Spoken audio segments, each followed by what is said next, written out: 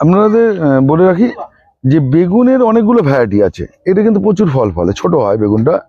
এরকম ফল ফলন দেখুন, বেগুনে এটা ফলন, এটা ফলন, এটা কিন্তু আলাদা, এটা বড়।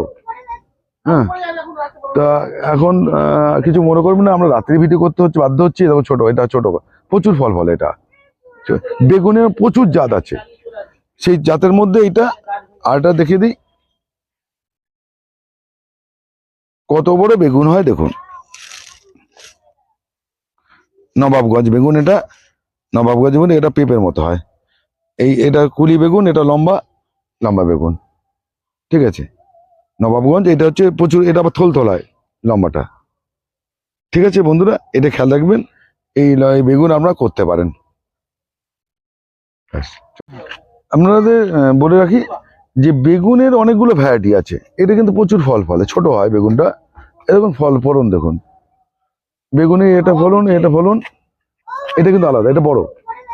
হ্যাঁ, তা এখন কিছু মনে করবেন না, আমরা রাত্রি ভিডিও করতে হচ্ছে, বাধ্য হচ্ছি। দেখো ছোট, এটা ছোট, প্রচুর ফল ফলে এটা।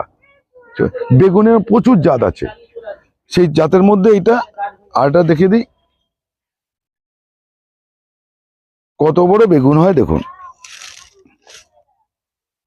নবাবগঞ্জ বেগুন এটা, নবাবগঞ্জ বেগুন এটা পেঁপের মতো হয়।